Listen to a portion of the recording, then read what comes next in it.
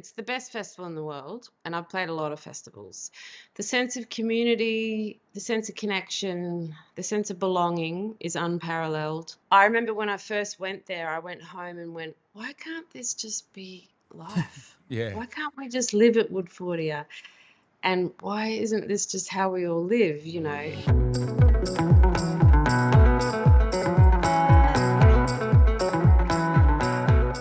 Welcome into Radio Woodfordia with me, your host, Harley Breen. Today's guest is as Woodford itself.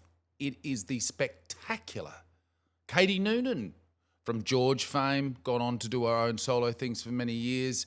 This will be her 30th Woodford Folk Festival, very exciting, which coincides, as you'll hear, with her 30th studio album. It's going to be a massive show at the festival itself. But you're going to hear a little coup. I reckon we've got her here at Radio Woodfordia HQ for our live show. Stay tuned to hear what she's committed to it. I'm holding her to it. I loved chatting to her. She's infectious energy and her love for this festival. She's a proper fan of the festival itself, and the festival is of her. It's synergy. Thanks for tuning in. It looks like you're in a bit of a New York loft apartment.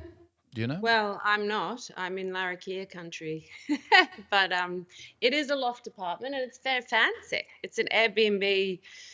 After years of staying in hotel rooms, I just hate hotel rooms. So I always go for Airbnbs if I can. I hear you too. I once said all hotel rooms are the same. It doesn't matter, on what range of star they are. They're all the same. They're all not my bed. Except the half-star Hilton. That's a very particular... That's actually my favourite hotel in the world. Is it? Yeah. A bed, air conditioning, correct, and a PowerPoint. Yeah. That's all you need. Essentials of life. That is... At Woodford. That's a great reveal by you, Katie, that there is no prima donna rumours ever again. All Katie needs is a bed, aircon, and a power. That's it. Preferably if I could bring my dog, but I can't. But I'm happy with just a bed, aircon, and a PowerPoint, because they are the three magical things. And I've camped at Woodford for so long, but I'm too old to camp now. Too old. Are you? Yes, definitely. let me don't say that. We're very similar ages. Let me maybe I turn 46 in a month. Let me put an offer out to you, and this is open-ended. Whatever year, you can come and camp with my family, and I'll treat you like the half-star Hilton. Thank you, but does it have aircon? I'll talk to some people I know. Well, I will stay anywhere that has cool air. I'm a perimenopausal woman, and I have done so much camping at Woodford. So this is actually my 30th year of going to Woodford. Yeah. Congratulations. Since 1995, it's been my spiritual mecca, and it's actually... I've just recorded my 30th studio album. So there's all these beautiful moments of beautiful serendipity connected to this year, and I'm so thrilled to be playing the festival again. Yeah. There's so many things I wanted to address right there, but I just say to you, one year at Woodford, I did build my own deck. So like I will keep you high and dry, and I know that we can problem solve the aircon. We can do it. Well, I'm in. I have no camping gear. I have one tent, one mattress, and one lamp. That's it. I'm pretty shit with camping. So, yeah. And has that always been the case? I've stayed in Tent City a lot. Have you slowly become shitter at camping because you're like, I'm giving up. I'm not going to do this? No, I love camping. I love camping at the planting when it's cold. Yeah. And, it's just by 6 a.m. it's 30 degrees and I'm like, nah. And I've done it. I've done it for like 20 years. But the last 10 years I was like, oh, no. But I live on Gubby Gubby country, so I'm only an hour away anyway. So worst case, I can go home, have a shower. I live on that country too. We should hang out. It seems ridiculous that we're meeting over the internet. Yes. You're up in Darwin at the moment, correct? So I'm on Larrakia country for the 25th concert of the Grace Jeff Buckley tour that I've been doing this year, which has been amazing. And it's very rare that you can say you tour every state and territory, but I actually have been lucky enough to do that on this tour.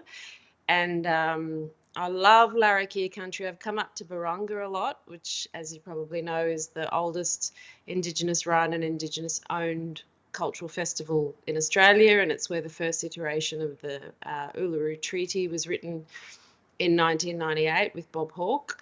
I just love this country. I love being in a city where there's lots of mob because, usually in cities it's hard to find mob, but in Darwin and Alice, at least in the NT, there's still a very strong cultural presence. But yeah, I'm here with my beautiful band presenting the 25th show of 25 for this national tour, which is incredibly exciting. And is that tonight that you're doing that? No. Okay. As I said, I'm a perimenopausal woman. So flights to Darwin take 5 hours. And then I live on Gubbi Gubbi country, so I've got to drive to Brisbane. So I've travelled for 8 hours. And to turn around and do a show, I've also been quite sick. I now take travel days, which I never used to do. But on long travel days like Noongar country, Perth, Lutruwita, Tasmania, Larrakia country, Darwin, I'm like, yeah, Noons needs a travel day. She needs to just get in, get her groceries, buy her yogurt, buy her blueberries. Well, good on you finding what works for you and saying this is what's going to happen. So it's taken me and you deserve it. 25 years, but yeah, I'm there. I wanted to talk about this the current show you're on for a little bit because I heard you on the wonderful service that is the ABC having a big long yarn about it, and I was like, man, that sounds great. But I am not a singer, although I like to sing. And you are... Everyone that can talk can sing. You are a singer. And I make sure that... Well, it just happens naturally. I can't stop it. There's a lot of singing around our house. Everyone sort of... My 6-year-old daughter constantly sings her way through the things that she's doing. But on... And you have been listed as one of the best voices in Australia. So you are, you're at the top there. But is it daunting to take on someone as well-known as Jeff Buckley with a very distinct voice? Yeah. 1,000,000%. Firstly, he's my greatest musical influence. I saw him aged 18 at Seagulls on the Gold Coast on Yugambeh country. Festival hall was sold out. My brother and I drove down to the Gold Coast. I was 18. I'd just done a year of an opera degree and realised I didn't love opera enough for it to be my vocation. And I went and saw Jeff and his beautiful band of brothers play, and I was like, whatever that is, I want to do that. I don't know what it is, but I want to do that. And he gave me agency to be a musical weirdo, to own my integrity, to own my need to make music from a place of vulnerability and truth and not for the purpose of commercial whatever. But it's only now at age 48, after 30 years, that I feel brave enough to take on this body of work. But I am a woman. I don't have an Adam's apple. So men have a greater capacity for vocal range just physiologically.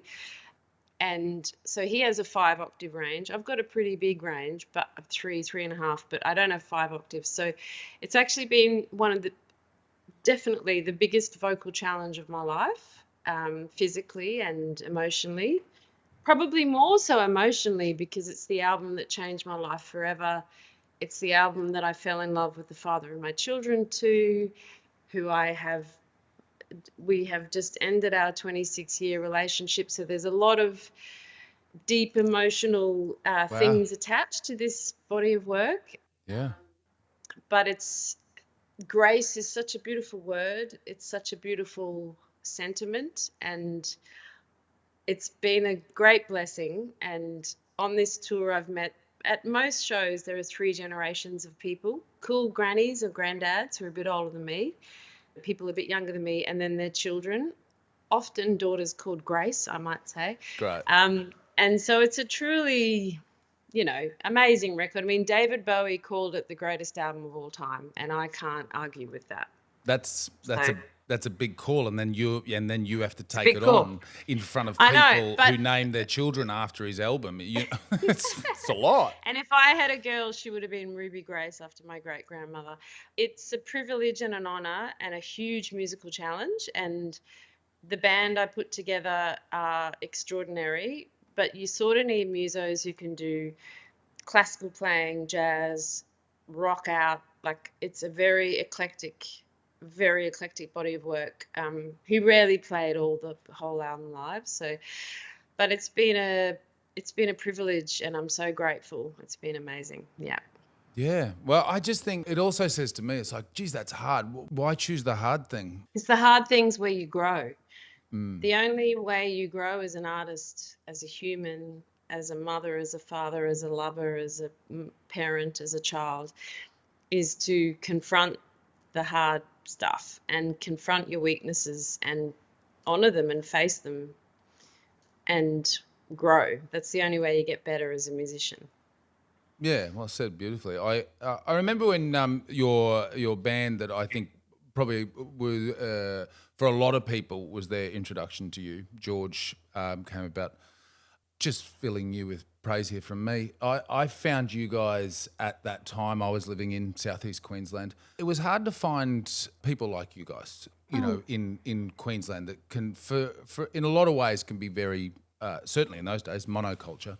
There was a lot of George in my life at the time too, because at the time that you guys started, and I was like, well, this is so great. Then there was also a bar that I was going to all the time called George on George Street, Amazing. spelt differently, that I was doing comedy at as well around the same time. Oh, cool. I guess what I'm leading to is you seemed outside of what I perceived as the cultural identity of Brisbane. Did you feel that way at the time? Well, yes and no, but I also think, just quietly, the cultural identity of Brisbane at that time was pretty bloody amazing. Like, because we lived through the semi-fascist, well, genuinely fascist and corrupt era of the Joh Bjelke-Petersen. Just a note too, Katie, I was born in his town, so I so we grew up, legacy. You know, we know that, I mean, punk in Australia was born in Brisbane because of the Saints, and then we had the Go-Betweens, and then we had Regurgitator, and we had Powderfinger, and we had Resin Dogs and Custard, and so many great bands. Yes. And I grew up basically at the zoo in the Valley, which was run by two fiercely independent, awesome women who were all about community, inclusivity, welcoming community of all, male, female, whatever, gender, just all the things. It was a welcome space. And the zoo was my home, and because it was all ages, I used to go there when I was 15 and saw some of the greatest gigs of my life there. I do think Brisbane in the 90s was actually a pretty exciting time because we were the cultural renegades. I mean, Brisbane's the home of 4ZZZ, which is the oldest independent radio station in Australia. We survived the fascist, truly corrupt era of the 80s of Joh Bjelke-Petersen, where it was, you know, illegal to have gatherings of 5 or more people, and it was illegal to protest, and it was such a dangerous time to be an artist or to have a thought that was different to the extremely corrupt Lutheran whatever world that was that guy.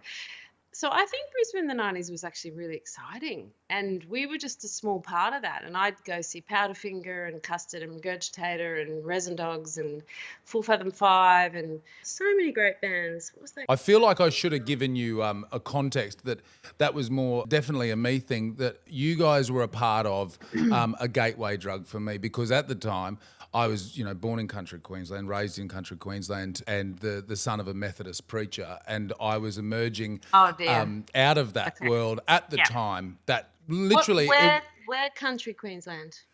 So born Kingaroy, raised in Bundaberg. Was Dad's first church. You're Bjelke-Petersen country, mate. Yeah, heavy, hard, and then so you guys were at that very pivotal change in my life. That's amazing. Yeah. Well, thank you, but it is thanks to people like Jock and C, who ran the zoo, and the people who'd started Triple Z, and Bill Horowitz, and the Woodford legends, and just independent, beautiful weirdos that enabled our notes to have a home. It also, definitely seeing Jeff Buckley gave me agency to be a weirdo and own my vulnerability and whatever. And my obsession became sounding like no one else. So I saw him in Feb 96. I started my band basically the next month, and our first gig was June 96. And then we just gigged our asses off, Yeah, because you then blow up Brisbane. pretty quickly, yeah. Well, we were the 7-year overnight success. We gigged 6 nights a week. We just worked relentlessly for nothing. Obviously, fiercely independent. We met with the manager called Kim Thomas from the Whitlams, and who managed the Whitlams, and he said, "You've got to go to Sydney every 2 months." And we were like, "Okay." So we did, and we lost a fortune. Our bass player worked at a servo in Maruka, and we'd pick him up at 1 a.m. and drive through the night, go to Sydney. Our first gig in Sydney, we got paid $27 for a 7-piece band. Wow. We jackknifed our car with the trailer on George Street in peak hour traffic in Sydney. I've never seen such excessive road rage because we had Queensland number plates. Yeah. But we were just fiercely independent and we just wanted to make music that mattered to us, and we fought hard for it. And amazingly, we got to, and it was Woodford where we did one of our first ever, big gigs at the amphitheatre when it was up at the end. Yeah. To a sort of sea of people, and it was incredible. But my journey with Woodford, as I said, it's my 30th year this year. I went in 1995 and just was a punter, and I went in the Woodford band competition. Oh, wow. And my band was called the Xiphoid Process because our percussionist was a physio or a doctor or something. Anyway, we won the band comp. We sang a lot about, goddesses and moons and all the things. And this was in my chai tent era where I was fire twirling and playing my djembe. Did you hear it's coming back, by the way, Katie? I'm so excited. I will be in the chai tent every night with my djembe, with Greg Sheehan, just quietly, because I've really missed the chai tent. But back to 95, we won the band competition, and the prize was a ticket to next year's festival. And so that's how my journey began. They hooked you in. And I've been every year since, either as a punter, a paying punter, a playing punter, or just a volunteer. My Eumundi School of Music kids have played there. I played there with George, Elixir, just lots of mates. And to be there this year with my 30th studio album, in my 30th year at Woodford, in my first Woodford as a single woman, is a very special thing. Yeah, there's a lot of synergy. There's a lot of stuff. And there's a lot of stuff there that couldn't be planned. It just is, that's the journey, and it's all coming together in this amazing way. What was it? I guess what keeps coming back, because they're so different. I haven't been coming that long, but and so I'm envious of you. For me, it was 07, and I just can't get myself away from it. But it's different every year. Like, there's a different thing. I imagine there's not other festivals you've done as regularly. There's not other even venues that you've done as regularly. No. So is this a recharge for you? 1,000,000%. It's the best festival in the world, and I've played a lot of festivals. The sense of community, the sense of connection, the sense of belonging is unparalleled. The sense of deep respect for the Jinnaburra mob and the sense of community and belonging is unparalleled. And I remember when I first went there, I went home and went, why can't this just be life? Yeah. Why can't we just live at Woodfordia?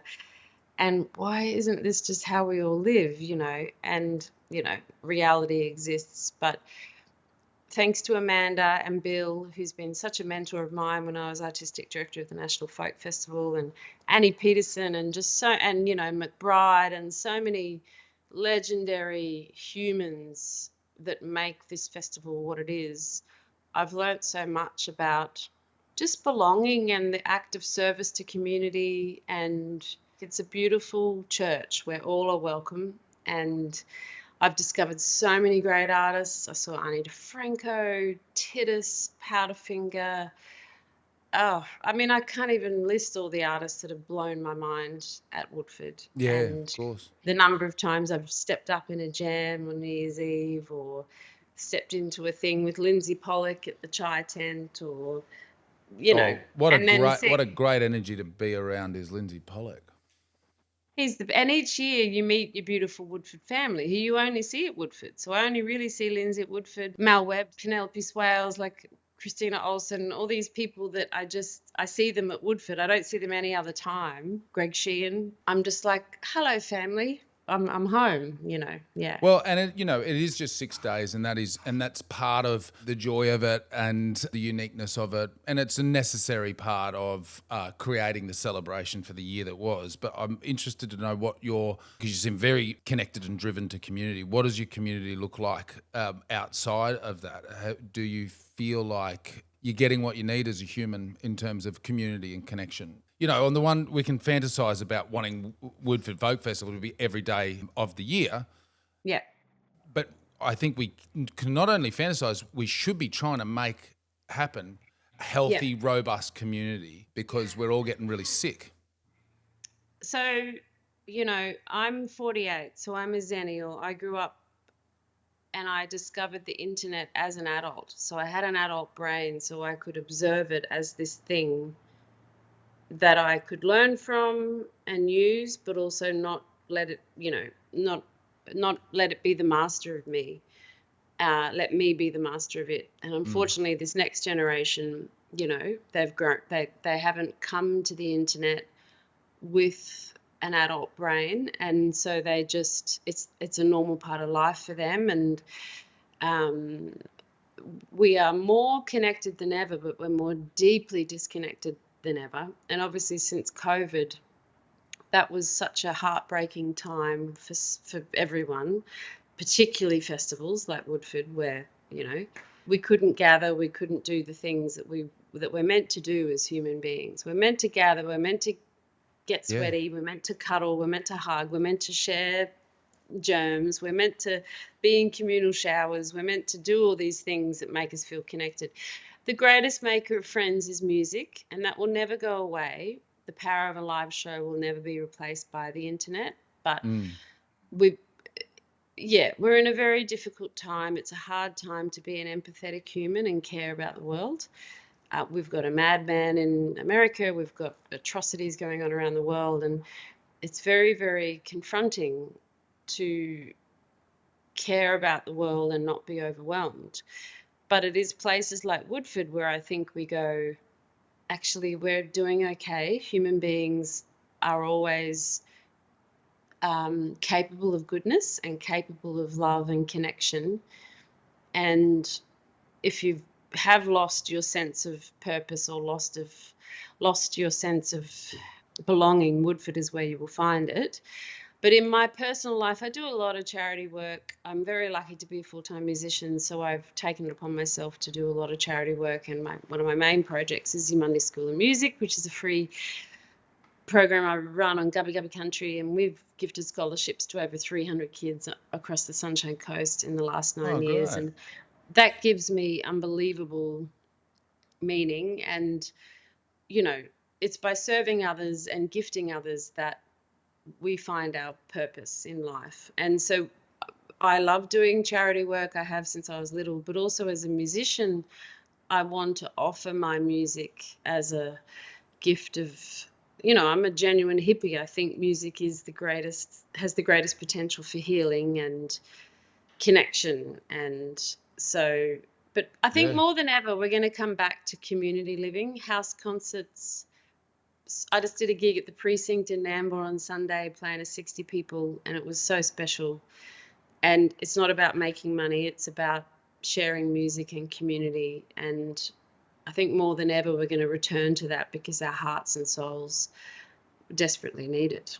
Yeah, and I totally agree. I'm feeling everything you're saying, and I'm trying to live it and create community and instill that in my children and show them what's actually important. But you bring up money, it's sort of an unavoidable necessity. And I wonder what, the 17-year-old girl right now, you were 17, I think I did the maths right when you come to Woodford. Yeah. For what reason would they want to get into it? My son said something fairly devastating to me the other day because he's really great at the guitar. He's got a beautiful poet's brain. He just wants to be a beatnik and a bohemian, and I want that for him. But I was telling him, I said, mate, I haven't heard your guitar in a little while. And he goes, why do I need that if I'm just going to be in construction? And Oh, yeah, and there was at the age of 15 to already feel like you're defeated by it. And I hit back pretty hard about that. And I said, that's not why I'm saying to do it. I'm not saying to play the guitar because you could make some money out of it, no. or that you can't be in construction. Do that, but never stop Yeah. playing the guitar. But I guess Yeah. my point, sorry, is how do we expect the next voices, the next storytellers to come through when they look at, the state of the industry and go, oh, well, I can't. It's pretty disastrous, to be honest. And young people ask me for advice, and I'm like, well, if you're in it for money, get out now. You need to feed your soul creatively. That's the purpose of music.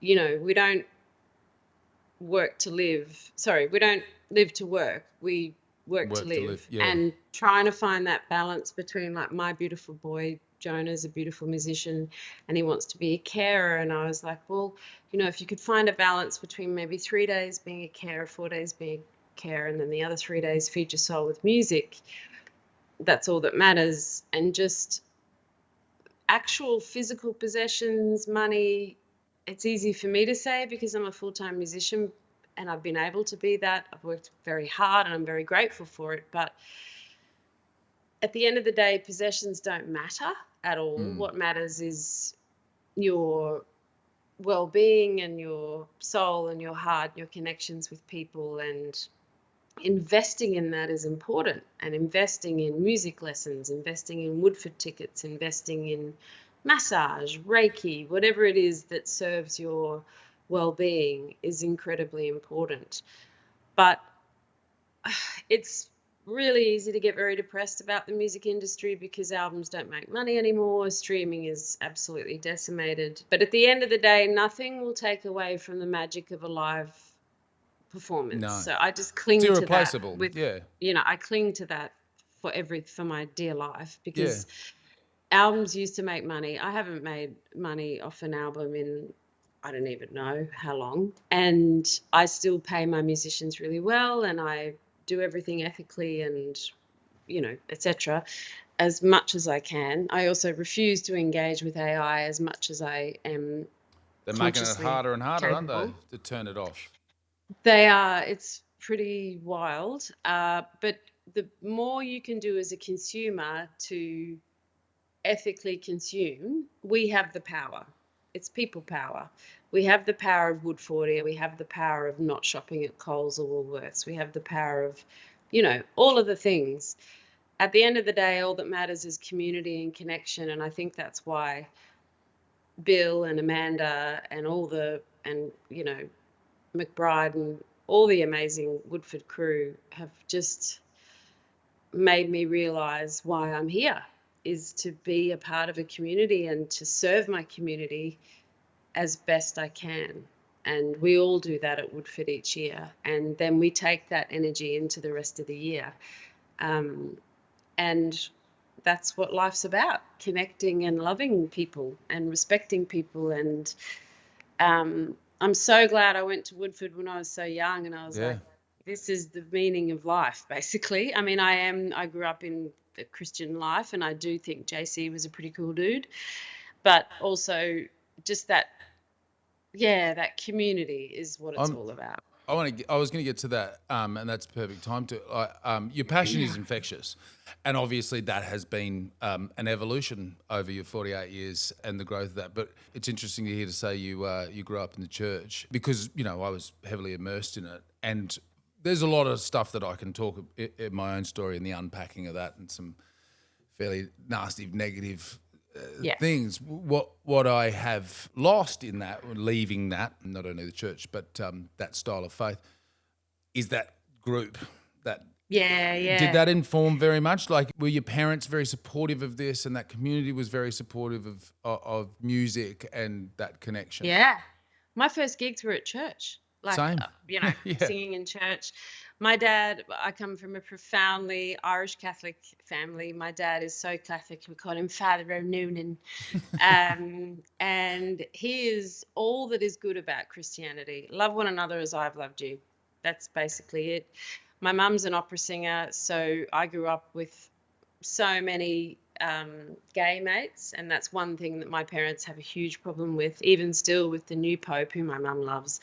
But, she's like, well, how could you be a Christian and not accept LGBTQI people and allow them to get married and, all of that stuff. I mean, my mum is an opera singer, so basically all her male mates are gay and they're fabulous. Well, see, that's a healthy mix you got. I didn't get that. You're getting, the tradition of Catholicism, but you're also getting opera and the gay world and the alternative.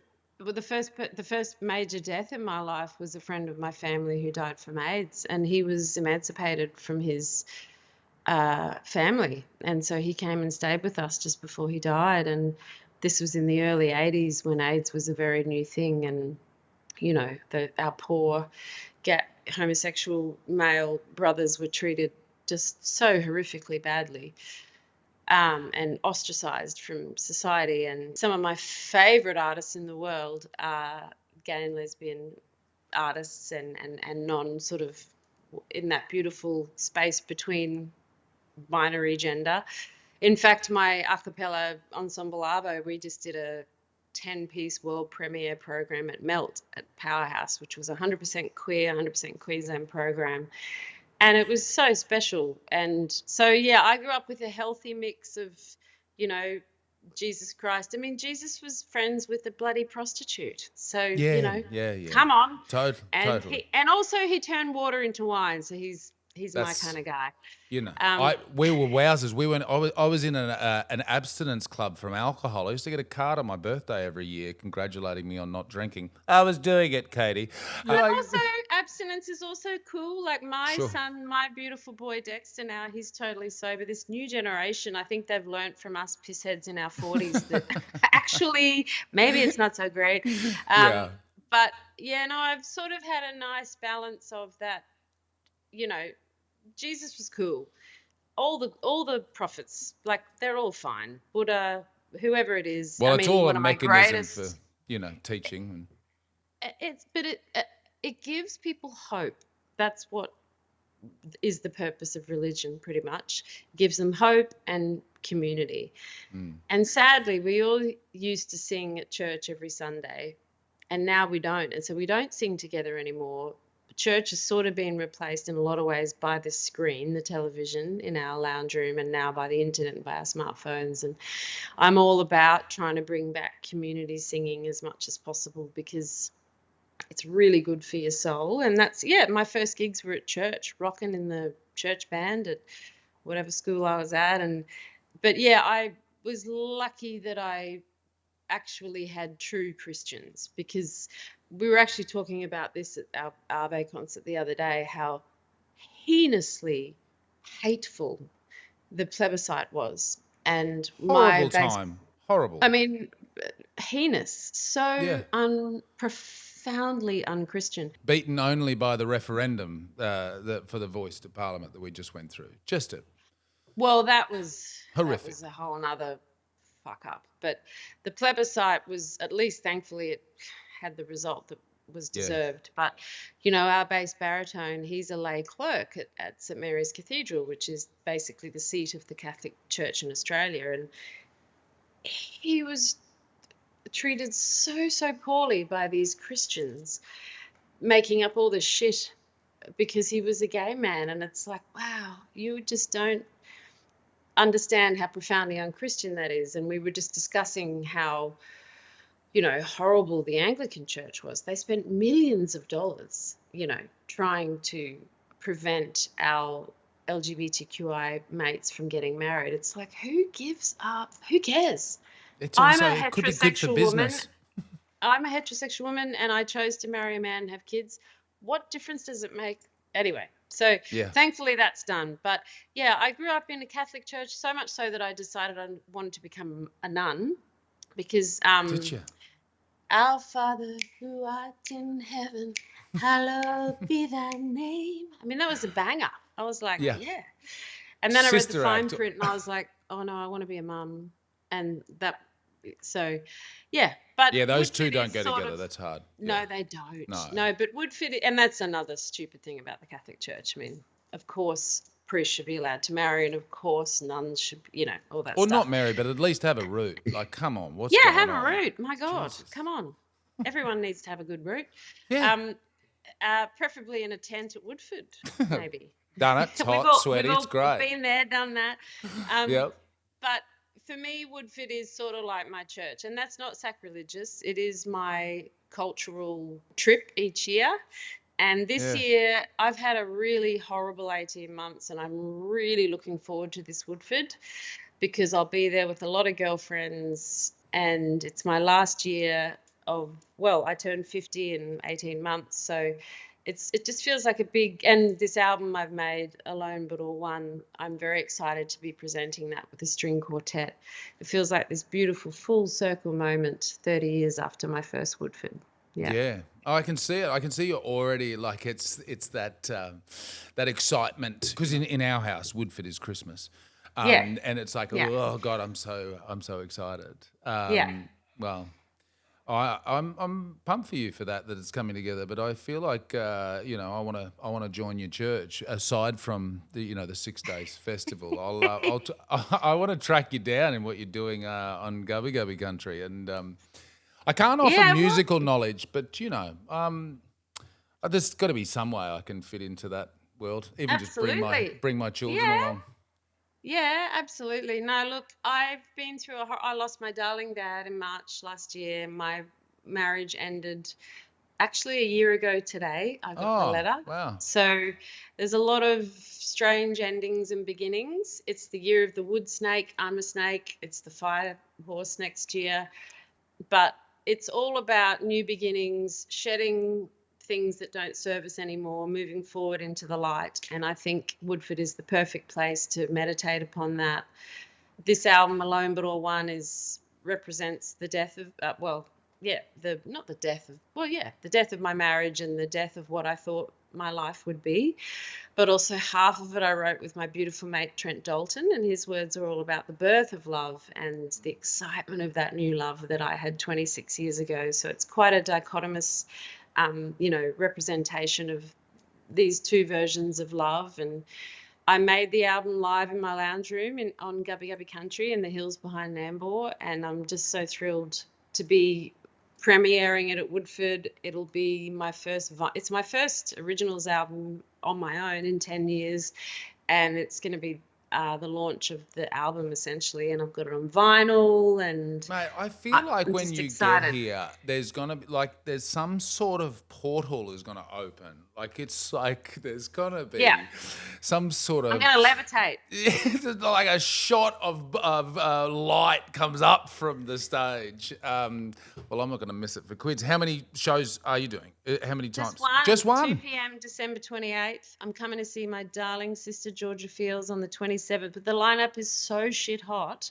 I'm coming the whole time. I was like, I'm just going to go for a couple of days. And I was just kept on going, no, I'm coming.